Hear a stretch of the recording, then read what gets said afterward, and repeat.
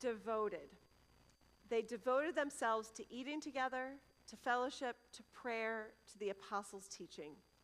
They were devoted because these practices, Christ's way, helped them step out of the unhealthy status quo and step into a new and renewing way of hope, healing, and life.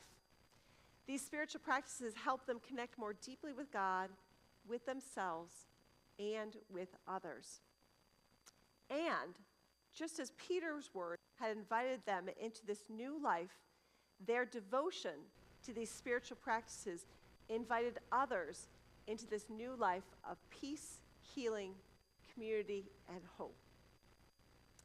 Right before Jesus left his followers to ascend to heaven, Jesus gave his disciples a commission, a purpose, to go and make more followers, to go and invite others to walk his way of peace and love, hope and joy, to walk with people, share with people, and invite them into a deeper relationship with the God of love we know through Jesus Christ, and a deeper relationship with those around them.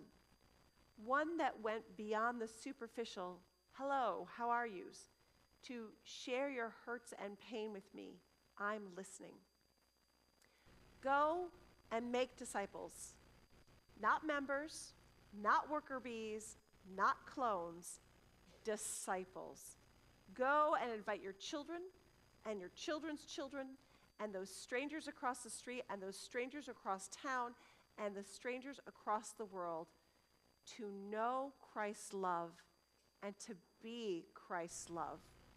Go and make disciples, because as they make their lives better, those disciples will make our world better. And here's where I'm pretty sure I've lost you. Eating together, wonderful. Fellowship, authentic relationships, a little intimidating to be that vulnerable, but still generally wonderful, right?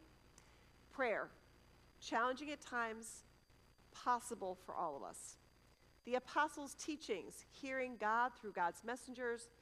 Well, all week long, you have been sharing your stories and your quotes with me, so I know that you are listening.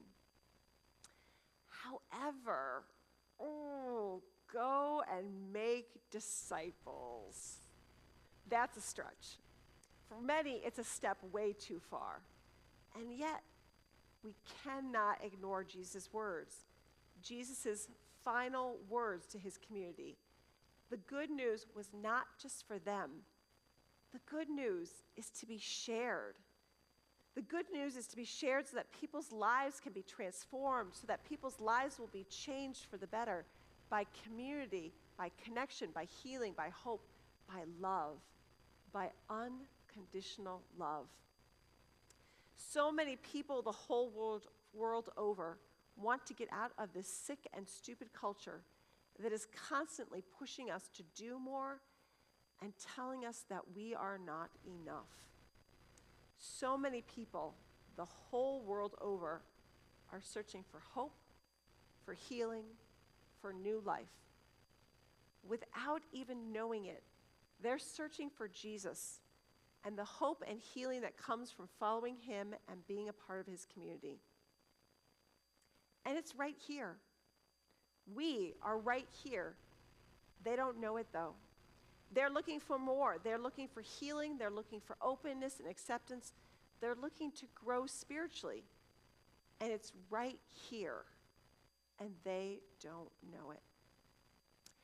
Imagine that someone was looking for a great apple crisp recipe, and you had one.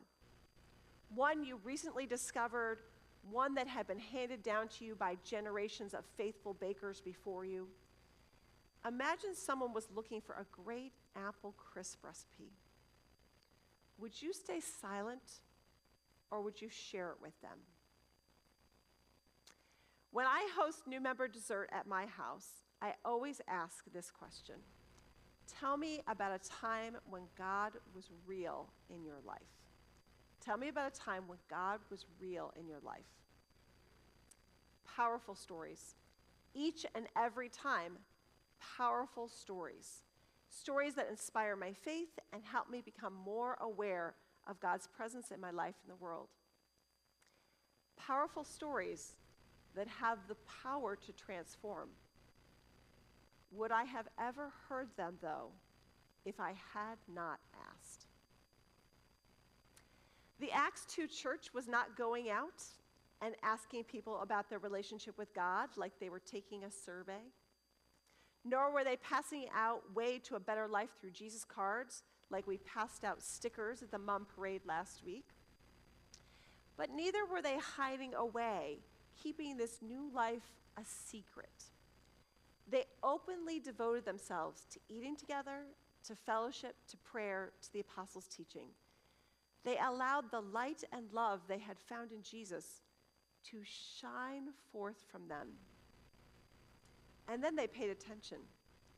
They paid attention to when people were curious to hear more. They paid attention and listened when people wanted to share more. They paid attention and spoke up when people were looking for more. As they devoted themselves to the way of Jesus Christ, they opened the doors of their community, the doors of their hearts, and invited others to know God's peace, love, hope, and joy for themselves. The good news of Jesus Christ, the good news of God's unconditional love for all, is more important, more needed than ever.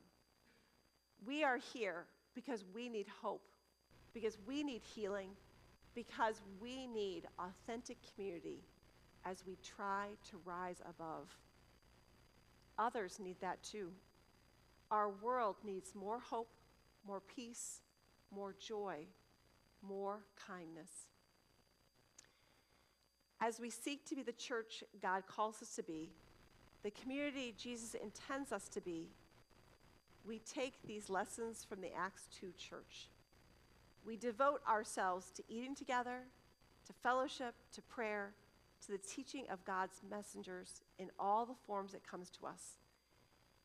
And we devote ourselves to Jesus' commission to go out into the world, into the grocery store, into the soccer field, into our own homes, and make disciples, inviting others to experience this new life, one of hope, healing, and authentic community, a life that helps us rise above and be our very best selves, the selves that God has called and created us to be.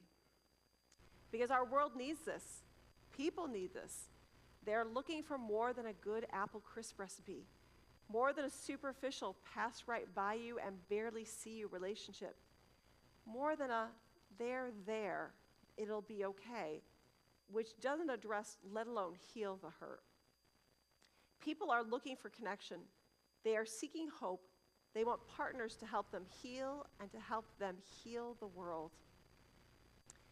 To quote Paul Nixon, how long do we wait before offering a new generation ministries, relationships, and social witness through our churches that can help people to reclaim their best selves, to discover the joy of Jesus' way, to fall more deeply in love with God and neighbors? How long before we embrace the ways of the Acts 2 church and offer to others the hope, healing, and new life we have found in Jesus Christ? Amen.